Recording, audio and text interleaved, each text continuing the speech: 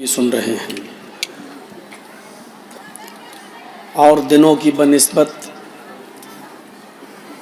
آج کچھ موسم کے اندر برودت اور ٹھنڈک کچھ زیادہ ہے۔ کئی دنوں سے موسم بڑا خوشگوار تھا، ہو سکتا ہے کہ مجھے محسوس ہو رہا ہو، آپ کو نہ ہو رہا ہو، لیکن مجھے اور دنوں کی بنسبت آج کچھ ٹھنڈ کا اثر زیادہ محسوس ہو رہا ہے۔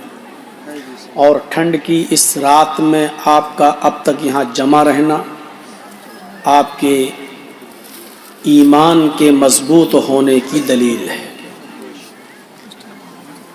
اس بات کی طرف آپ کا بیٹھنا اشارہ کر رہا ہے کہ آپ قرآن سننا چاہتے ہیں، حدیث سننا چاہتے ہیں، کتاب و سنت کو سن کر اس کو آپ اپنی عملی زندگی میں اپنانا چاہتے ہیں۔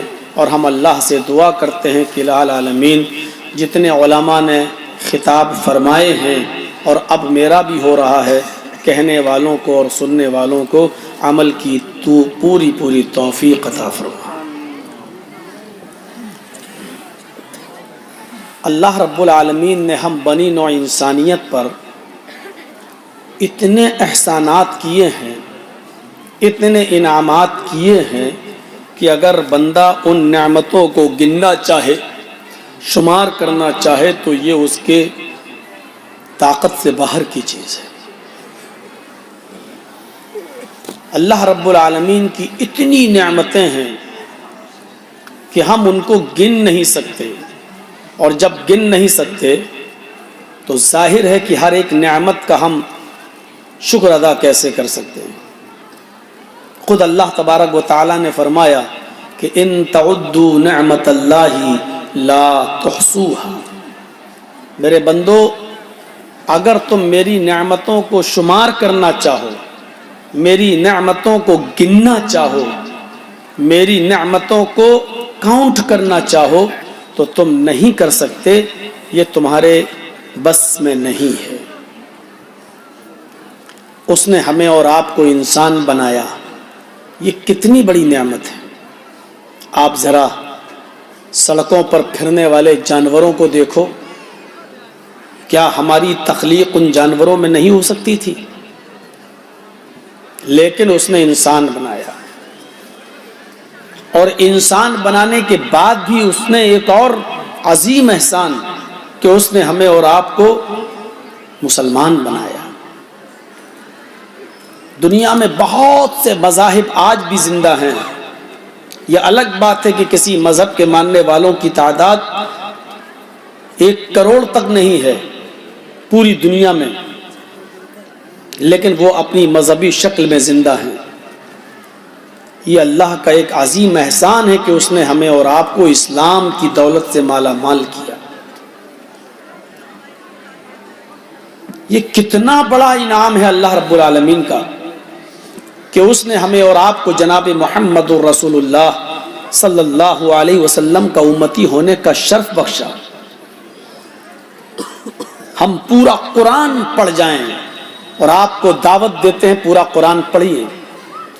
اللہ نے بہت سی نعمتیں اتاری ہیں دنیا میں، لیکن کبھی اس نے کسی نعمت کے اتارنے کے بعد، ہمیں وہ نعمت دینے کے بعد احسان نہیں جتایا۔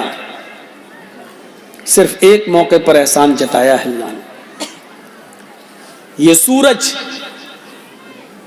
جو ہماری موجودہ زمین سے 9 کروڑ 30 لاکھ میل کی بلندی پر ہے، جس کی روشنی ہمیں اور آپ کو ملتی ہے، جس کی 1 crore 40 lakh degree centigrade گرمی ہمیں اور آپ کو ہر وقت ملتی ہے، ہمارے کھیتوں اور ہمارے کھلیانوں میں اسی سورج کی گرمی سے اناج پکتا ہے، اسی سورج کی گرمی کی حرارت ہماری زمین کو بھی چاہیے ہوتی ہے، لیکن اللہ نے اتنی عظیم نعمت دی سورج، یہ نہیں کہا میرے بندوں میں نے احسان کیا۔ یہ چاند جو ہماری موجودہ زمین سے 2,40,000 میل کی بلندی پر ہے، جس کی برودت اور ٹھنڈک ہم محسوس کرتے ہیں،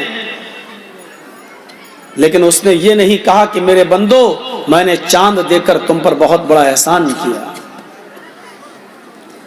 رات، دن، ستارے، سیارے سب اس نے دیے، لیکن احسان نہیں جتایا۔ آسمان سے موسلا دھار بارش، وہ بھی ایک متعینہ مقدار کے اندر، ایک لمیٹڈ مقدار کے اندر ہمارے کھیتوں کو پہنچتی ہے، اور اس سے ہمارا اناج، ہمارا غلہ پیدا ہوتا ہے۔ اس نے یہ نہیں کہا کہ میرے بندوں میں نے بارش برسائی تو یہ بہت بڑا احسان کیا۔ آج سے تقریباً 70-80 سال پہلے جب انگریزوں کا زمانہ تھا اور قحط پڑ گیا تھا بھارت کے اندر، تو سائنٹسٹ لوگوں نے، اس زمانے کے سائنٹسٹ لوگوں نے سمندر کے، بمبئی میں جو سمندر ہے، اس سمندر کے پانی کی بھاپ بنا کر مصنوعی بدلیاں بنائی تھیں۔ سمندر کے پانی سے جو بھاپ اڑتی ہے، اس بھاپ سے مصنوعی آرٹیفیشل بدلیاں بنائی تھیں، اور ان بدلیوں سے صرف 15 منٹ کے لیے بارش کی تھی، وہ بھی صرف بامبے کے اندر۔ غور سے سنیے، بمبئی کے سمندروں سے اٹھنے والے پانی کی بھاپ سے آرٹیفیشل بدلیاں، مصنوعی بدلیاں بنائی گئیں، اور ان بدلیوں سے بمبئی میں پانی برسایا گیا۔ 15 منٹ صرف پانی برسایا۔ اس 15 منٹ کے پانی کے برسانے میں ہندوستان کی 25 سال کی کمائی ختم ہو گئی۔ پورے ہندوستان کی 25 سال کی، پورے انڈیا کی، پانی صرف بامبے میں برسایا گیا، لیکن پورے انڈیا کے 25 سال کی کمائی اس میں برباد ہو گئی۔ اب آپ اندازہ لگا سکتے ہیں کہ 10 منٹ اور 15 منٹ کی بارش، وہ بھی صرف بمبئی میں ہو تو 25 سال پیچھے چلا جاتا ہے ہمارا ملک، 25 سال کی کمائی برباد ہو جاتی ہے۔ اس اللہ کی رحمت کا، اس اللہ کی اس نعمت کا اندازہ لگاؤ جو پورے ہندوستان ہی میں نہیں، پوری دنیا میں پانی برساتا ہے، بارش دیتا ہے، پوری دنیا سے اناج اور غلے کو پیدا کرتا ہے۔ یہ کتنی بڑی نعمت ہے، لیکن اس نے اتنی بڑی نعمت کو نازل کرتے وقت بھی، بارش کو برساتے وقت بھی یہ نہیں کہا کہ میں نے تمہارے اوپر بہت بڑا احسان کیا۔ اتنی چیزوں کو نازل کرنے کے بعد بھی اللہ نے احسان نہیں جتایا، لیکن جب اس نے اپنے نبی جناب محمد رسول اللہ کو قرآن دے کر اس دنیا میں بھیجا اور آخری نبی بنا کر جب اس دنیا میں بھیجا، تو اس نے اپنے بندوں پر احسان جتاتے ہوئے کہا لَقَدْ مَنَّ اللَّهُ عَلَى الْمُؤْمِنِينَ إِذْ بَعَثَ فِيهِمْ رَسُولًا۔ مومنوں، مسلمانوں، یہ اللہ کا تمہارے اوپر بہت بڑا احسان ہے کہ اس نے تمہیں جناب محمد رسول اللہ جیسا نبی دیا، تمہارے بیچ محمد رسول اللہ کو آخری پیغمبر بنا کر بھیجا۔ غور کیجئے، یہ اتنی سی ایک آیت کافی ہے سمجھنے کے لیے کہ اس نے آسمان بنایا تو احسان نہیں جتایا، اس نے زمین بنائی تو احسان نہیں جتایا، اس نے سورج اور چاند بنایا تو احسان نہیں جتایا، اس نے ستارے معلق کیے تو احسان نہیں جتایا، اس نے رات اور دن بنایا تو احسان نہیں جتایا، اس نے آسمان سے موسلا دھار بارش برسائی تو احسان نہیں جتایا۔ یہ ساری نعمتیں ہیں لیکن احسان نہیں جتایا، تو محمد الرسول اللہ کی آمد کتنی بڑی نعمت ہے کہ اس نے کہا کہ یہ ہمارا احسان ہے کہ ہم نے تمہیں محمد الرسول اللہ دیے، ہم نے رسول اللہ کو تمہیں امتی بنایا، تمہارے بیچ میں تمہارے درمیان ہم نے محمد رسول اللہ کو بھیجا۔ اس بعث فیہم رسولا، ہم نے ان کے درمیان ایک رسول بھیجا، یعنی محمد رسول اللہ صلی اللہ علیہ وسلم کو جب بھیجا تو احسان جتایا۔ اندازہ لگا سکتے ہیں آپ، دنیا کا قاعدہ ہے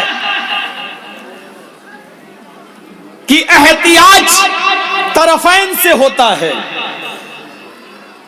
آپ نے یہ مائک لگوایا، یہ پنڈال لگوایا، اصول ہے، مائک والے نے اور پنڈال والے نے آپ سے طے کیا ہوگا کہ ہم اتنا روپیہ لیں گے، ظاہر ہے دنیا کا یہ اصول ہے کہ احتیاج طرفین سے ہوتا ہے۔ ہم مائک اور پنڈال کے محتاج ہیں کہ یہ ہمارے جلسے میں مائک اور پنڈال لگایا جائے، تو مائک اور پنڈال والا، ٹیوب لائٹ والے، جنریٹر والے ہمارے بھی محتاج ہیں کہ اس کے بدلے میں ہم سے رقم لیں۔ ہم ان کے محتاج ہیں، یہ ہمارے محتاج ہیں۔ ہم ڈاکٹر کے محتاج ہیں کہ وہ ہمارا علاج کرے، تو ڈاکٹر ہمارا بھی محتاج ہے کہ وہ ہم سے اس کے بدلے میں اس کی قیمت لے۔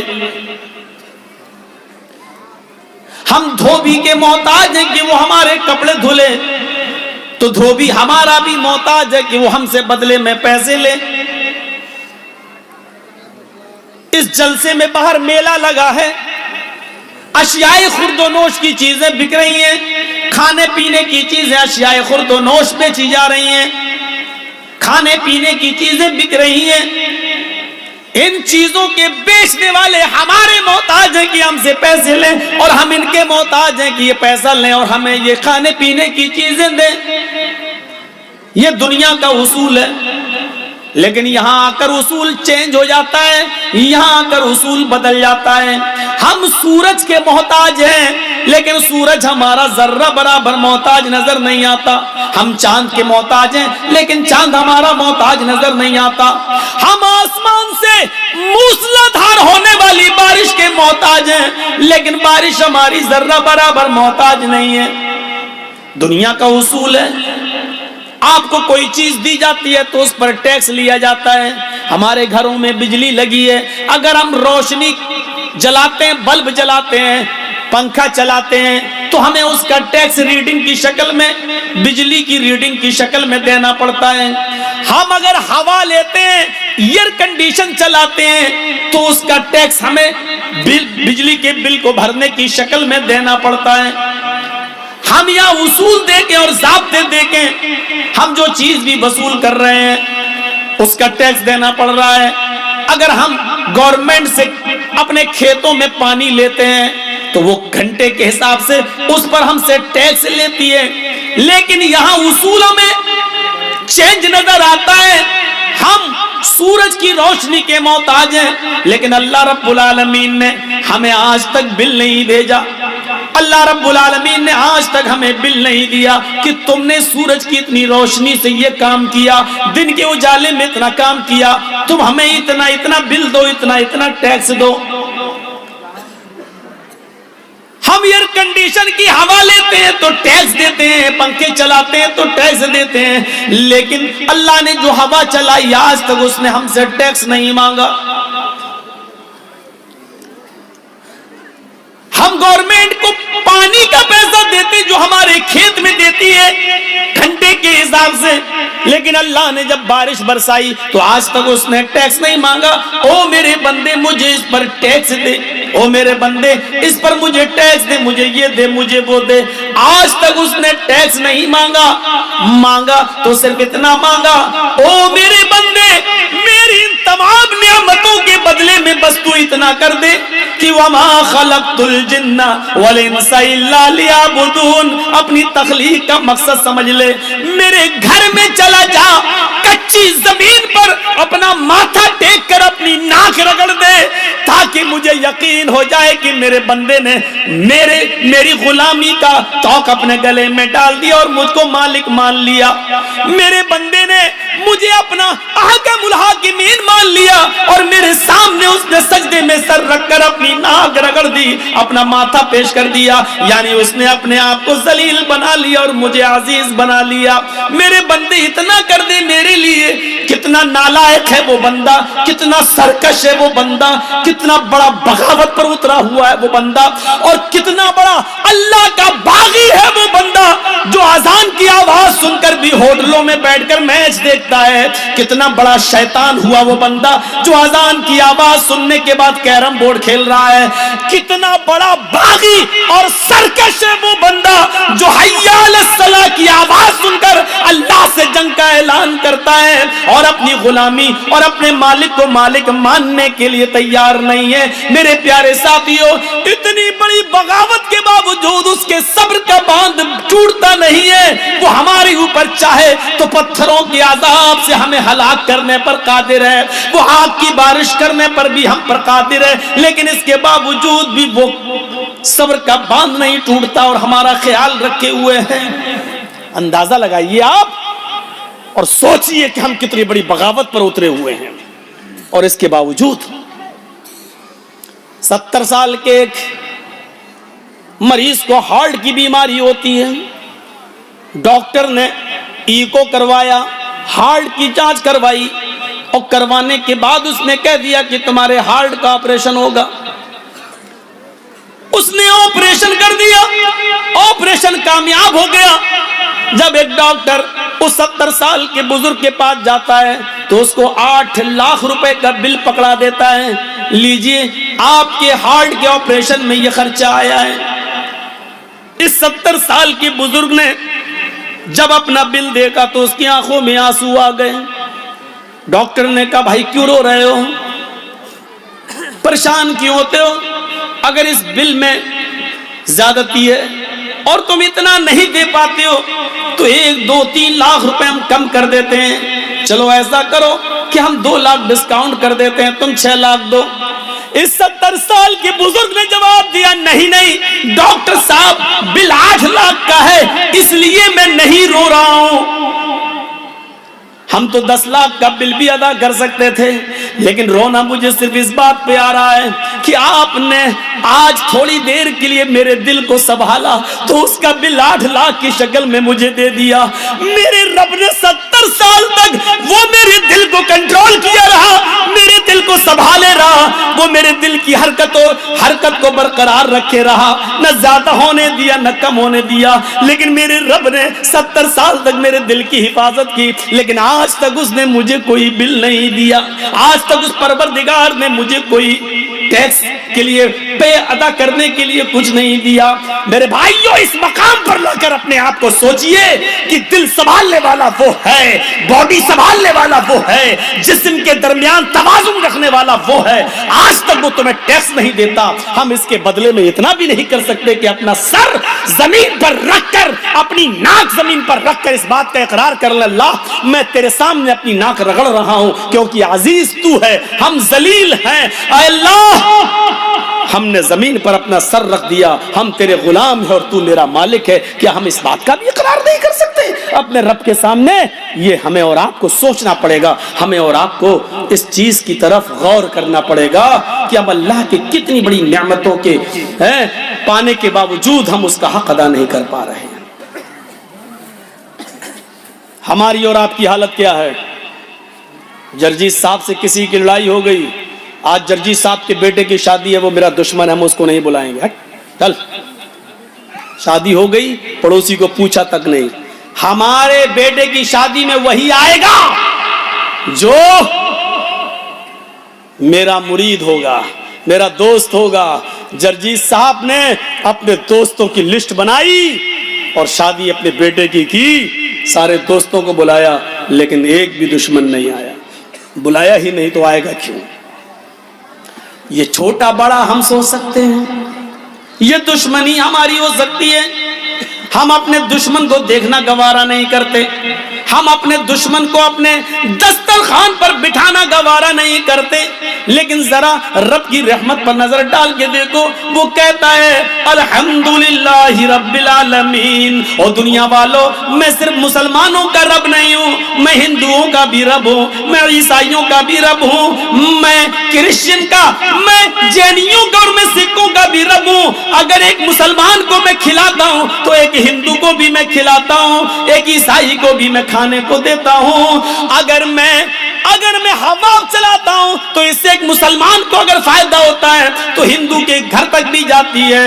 اگر اس بارش سے ہم غلہ اگاتے ہیں تو مسلمانوں کا اگاتے ہیں تو غیر مسلموں کا بھی اگاتے ہیں۔ او لوگو، ہم سے سیکھو، ہمارے درمیان کوئی دشمنی نہیں ہے۔ ہم نے اگر اس دنیا میں کسی سے دشمنی کی ہوتی تو دنیا میں وہ آدمی جیتا ہی کہاں ہے، لیکن ہماری نظر میں دنیا کی حیثیت کچھ ہے ہی نہیں ہے۔ لو کانت الدنیا تعدل عند اللہ جناح بعوضۃ ما سقى کافرا منه شربۃ ماء۔ او دنیا والو، اگر اللہ کی نظر میں مکھی کے ایک پر کے برابر، مچھر کے ایک پر کے برابر بھی اس دنیا کی عزت ہوتی، اللہ اس دنیا کو مچھر کے پر کے برابر بھی اگر عزت دیتا، اگر مچھر کے پر کے برابر بھی اس دنیا کی شان و شوکت اللہ کی نظر میں ہوتی تو ما سقى کافرا منه شربۃ ماء، تو اللہ اس دنیا سے کسی کافر کو ایک گھونٹ پانی بھی نہیں پلاتا۔ لیکن دنیا کی کوئی حیثیت اللہ کی نظر میں ہے ہی نہیں، مچھر کے پر کے برابر بھی دنیا کی حیثیت نہیں۔ اس لیے پیو، کھاؤ، دوڑو، بدماشیاں کرو، جو کرنا ہو کرو، آخر مر کر جاؤ گے کہاں؟ آنا تو میرے ہی پاس ہے، تمہارا ریموٹ کنٹرول تو میرے ہی پاس ہے۔ ٹی وی پر ہماری بیویاں کچھ بھی دیکھ رہی ہوں، سیریل، اب وہ ناچ رہی ہے، ناچے، جب چاہے تب ہٹا دے، ریموٹ کنٹرول تو آپ کی بیوی کے ہاتھ میں ہے، جب چاہے دبا دے اور وہ سکرین بدل جائے گی، وہ پردہ بدل جائے گا، دوسرا چینل لگ جائے گا۔ میرے بھائیوں، بھاگو کتنا بھاگ سکتے ہو، پیو شراب کتنی پی سکتے ہو، کھیلو جوا کتنا کھیل سکتے ہو، نمازوں سے بغاوت کرو کتنا کر سکتے ہو، جو چاہو کرو، لیکن جاؤ گے کہاں؟ آؤ گے تو میرے ہی پاس، تمہارا کوئی وجود نہیں ہے، جاؤ گے کہاں؟ مولوی جرجیس نے دیکھا اندرا گاندھی کو 16 گولیاں اس کے باڈی گارڈ نے مار دی۔ اللہ، اس دیش کے تو پردھان منتری بھی اپنی جان نہیں بچا پا رہے ہیں تو میری جان کیا بچائیں گے؟ انڈیا میں تو موتیں آ رہی ہیں۔ جرجیس بھاگ کر انڈیا چھوڑ کر پاکستان کی سرزمین پر گیا اور پاکستان کی دھرتی نے پوچھا، جرجیس تم یہاں کیوں آئے ہو، انڈیا چھوڑ کے کیوں آئے ہو؟ میں نے کہا راشٹرپتی مرتے ہیں، پردھان منتری مرتے ہیں، وہاں موتیں ہو رہی ہیں، اس لیے میں آیا ہوں، یہ مسلمانوں کا ملک ہے۔ پاکستان کی سرزمین جواب دیتی ہے، تو نے بے نظیر بھٹو کی داستان نہیں سنی ہے، جنرل ضیاء الحق کی داستان تو نے نہیں سنی ہے، اس کو اس کے دانتوں سے پہچانا گیا، جب مرا تو اس کی شکل تک نہیں پہچانی جا رہی تھی۔ تو نے ذوالفقار علی بھٹو کو تختے دار پہ لٹکتا ہوا نہیں سنا؟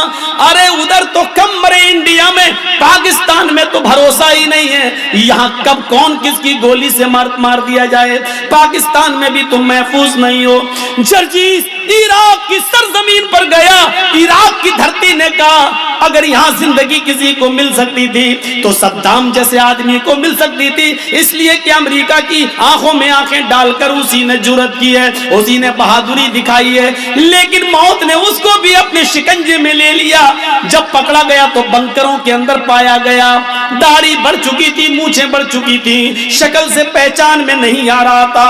عراق نے کہا تم سعودیہ چلے جاؤ، وہاں تمہاری جان بچ جائے گی۔ جرجیس عراق کی سرزمین سے بھاگ کر سعودیہ کی سرزمین پر آتا ہے، سعودیہ کی سرزمین میں ریاض میں اترتا ہے۔ ریاض نے پوچھا کیوں آئے ہو؟ جواب دیا اس لیے کہ انڈیا میں مرتے ہیں، پاکستان میں مرتے ہیں، عراق میں مرتے ہیں، ایران میں مرتے ہیں، یہاں اس لیے آئے کہ میری جان بچ جائے۔ ریاض کی سرزمین نے کہا یہاں پر بھی جان نہیں بچے گی، اس لیے کہ دیکھو شاہ فیصل کو اس کے بھتیجے ہی نے مرڈر کر دیا، اس کے بھتیجے نے مار ڈالا، بعد میں اس کو بھی قتل کیا گیا۔ ہاں یہاں پر بھی بھی بادشاہوں کا مرڈر ہوا، قتل ہوا، اگر تمہیں اپنی جان بچانا ہے تو مکے میں چلے جاؤ، وہاں جناب محمد رسول اللہ پیدا ہوئے تھے، شاید وہاں جان بچ جائے۔ جرجیس مکے میں جاتا ہے، مکے کا نظارہ دیکھ کر خوش ہو جاتا ہے، جیسے اندر گھستا ہے اس کو طواف کرنے کا موقع ملتا ہے۔ ابھی اس نے خانہ کعبہ کے ساتھ چکر لگائے تھے، ابھی مقام ابراہیم پر 2 رکعت نفل نماز پڑھی تھی، ابھی دعا مانگی رہا تھا، ابھی صفا اور مروہ کے چکر لگا ہی رہا تھا، اتنے میں اذان کی آواز آتی ہے، اذان کے لیے نماز پڑھی جاتی ہے۔ جرجیس نماز پڑھنے لگا، خوش ہے، آج ایسی بستی میں آیا ہوں جہاں محمد رسول اللہ پیدا ہوئے، یہاں میری جان بچے گی، یہاں کبھی موت نہیں آئے گی۔ جرجیس نے جب ظہر کی نماز پڑھ کے سلام پھیرا، امام حرم نے نماز پڑھا کر سلام پھیرا، السلام علیکم ورحمت اللہ، مؤذن کھڑا ہوتا ہے، کہتا الصلاۃ علی الاموات، کچھ جنازے آئے ہوئے ہیں، آپ رکیے، ان جنازوں کی نماز جنازہ پڑھی جائے گی۔ میرے بھائیوں، جرجیس نے سب سے زیادہ جنازے مکے ہی میں دیکھے ہیں، ظہر میں جنازے کی آواز، عصر میں جنازہ پڑھا جا رہا ہے، مغرب میں جنازے پڑھے جا رہے ہیں، عشاء میں جنازے کی نماز جنازہ ہو رہی ہے، مغرب میں نماز جنازہ پڑھا جا رہا۔ اللہ، اتنی موتیں تو ہم نے انڈیا اور پاکستان میں بھی نہیں دیکھی، یہاں تو سب سے زیادہ ہر نماز میں 5-6 جنازے آ رہے ہیں۔ لوگوں نے کہا تمہیں اپنی جان بچانا تو مدینے چلے جاؤ، مدینے جاتا ہوں، مدینے کی سرزمین پر ابھی عصر یا مغرب کی نماز پڑھنے کا موقع ملتا ہے، آواز آتی ہے کیوں آئے ہو؟ جان بچانے کے لیے۔ اگر اس ہستی دنیا میں کسی کی جان اگر بچی ہوتی تو آج یہ صاحب قبر موجود نہ ہوتا، آج اس روضہ اقدس کے اندر محمد رسول اللہ کی قبر نہ ہوتی، اس قبر کے اندر اللہ کا سب سے زیادہ لاڈلا، اللہ کا سب سے زیادہ پیارا، اللہ کا سب سے زیادہ محبوب بندہ اس قبر میں موجود ہے۔ جرجیس، موت نے اس کو بھی اپنے شکنجے میں لے لیا ہے، پھر تم کیسے بچ سکتے ہو؟ حاشا کلا، نہیں۔ کچھ لوگ قرآن پڑھ رہے تھے، لوگوں سے پوچھا میں نے یہ کیا پڑھ رہے ہیں؟ لوگوں نے جواب دیا یہ قرآن پڑھ رہے ہیں۔ میں نے پوچھا یہ قرآن کیا ہے؟ جواب ملا یہ اللہ کی آخری کتاب ہے، قیامت تک کے تمام مسائل کا حل اس کتاب کے اندر موجود ہے۔ مولوی جرجیس مسکرایا، جب قیامت تک سارے مسائل کا حل موجود ہے تو موت کا مسئلہ بھی حل ہوگا۔ یہ کتاب ہمیں ہمیشہ زندہ رہنے کا بھی طریقہ بتائے گی۔ جرجیس نے بھی وضو بنایا اور قرآن لے کر بیٹھ گیا۔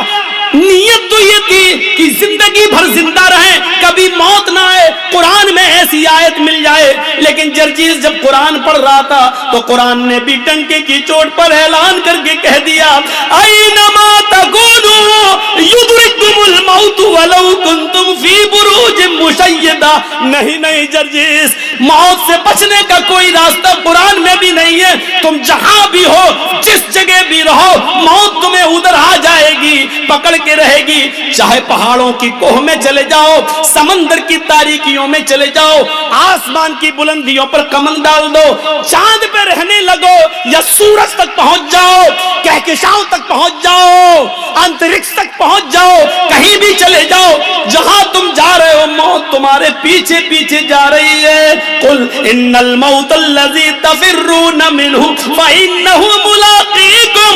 تم جس موت سے بھاگ رہے ہو بھاگ نہیں سکتے، تم جہاں کھڑے ہو وہیں موت تم سے ملاقات کرنے کے لیے، وہ تم سے زیادہ تیز اسپیڈ میں دوڑ رہی ہے، وہ تم سے زیادہ تیز اسپیڈ میں آ رہی ہے، وہ تم سے زیادہ تیز اسپیڈ میں تمہارا سفر کر رہی ہے، تمہارے پاس آ کر رہے گی، تمہیں اپنے شکنجے میں لے کر رہے گی، تم سے مل کر رہے گی۔ فَإِنَّهُ مُلَاقِيكُمْ، وہ تم سے ملاقات کر کے رہے گی۔ ملاقات کس کو کہتے ہیں؟ السلام علیکم وعلیکم السلام۔ آپ نے ہم سے ہاتھ ملایا، ہم نے آپ سے ہاتھ ملایا، آپ نے ہم کو دیکھا، ہم نے آپ کو دیکھا، یہ ہے ملاقات۔ آپ نے میری آنکھوں میں آنکھیں ڈالی، ہم نے آپ کی آنکھوں میں آنکھیں ڈالی، یہ ہے ملاقات۔ فَإِنَّهُ مُلَاقِيكُمْ، موت تم سے ملاقات کرے گی۔ اس کا ترجمہ میں یوں بھی کر سکتا ہوں کہ موت تمہاری آنکھوں میں آنکھیں ڈال کر رہے گی، یعنی موت تمہیں اپنی نظروں سے تمہاری آنکھوں میں آنکھیں ڈالے گی اور تمہاری روح اس وقت نکلے گی۔ وَأَنْتُمْ حِينَئِذٍ تَنْظُرُونَ، اپنی آنکھوں سے دیکھو گے روح نکالنے والے فرشتے کو، جب روح نکال رہا ہوگا وہ نکال کے لے جا رہا ہوگا۔ میرے بھائیوں، جب تمہاری روح نکلے گی، ہماری روح نکلے گی، وَأَنْتُمْ حِينَئِذٍ تَنظُرُونَ، اس وقت مرنے والا اپنی آنکھوں سے دیکھ رہا ہوگا۔ بڑا عجیب مسئلہ ہوتا ہے جب روح نکلتی ہے۔ روح سب سے پہلے پیروں کے تلوے سے نکلتی ہے نیچے۔ آپ کسی مرنے والے کے قریب بیٹھیے اور دیکھیے، سب سے پہلے اس کا پیر کام کرنا بند کرتا ہے۔ روح یہاں سے کھینچتا ہے ملک الموت، یہاں سے کھینچ کر ٹخنے تک آتی ہے، پھر یہاں سے کھینچتا ہے تو پنڈلی تک آتی ہے۔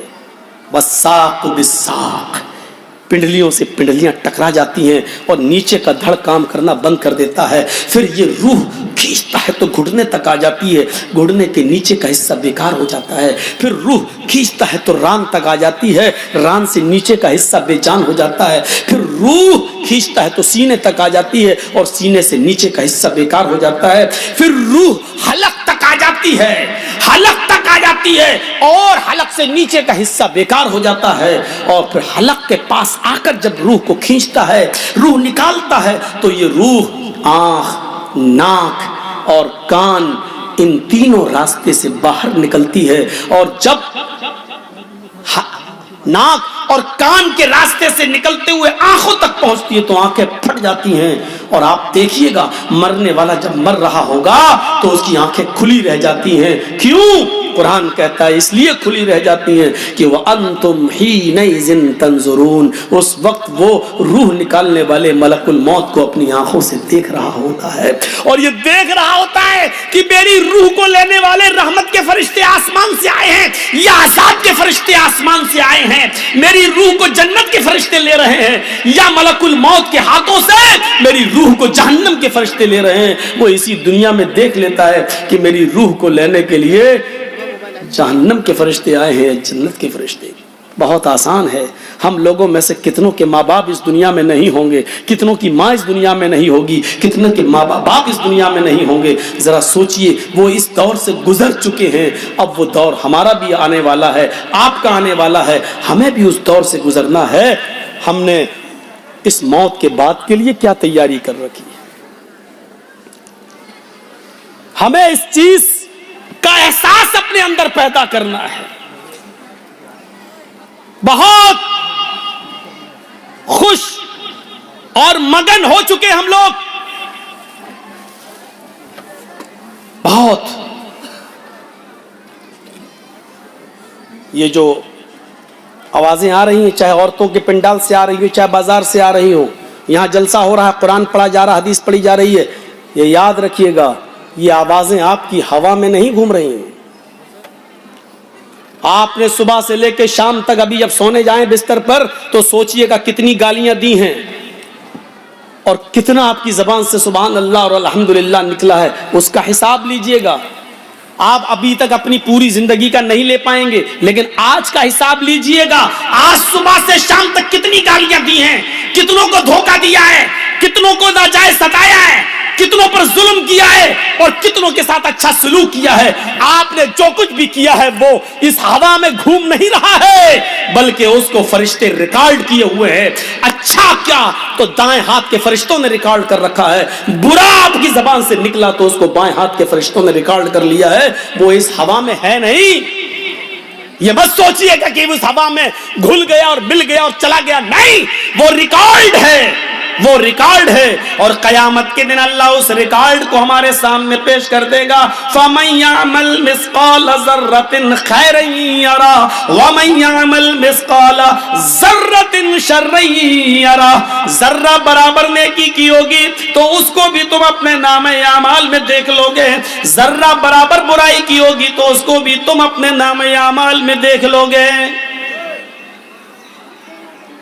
اس چیز کا احساس ہمارے اور آپ کے اندر آنا چاہیے۔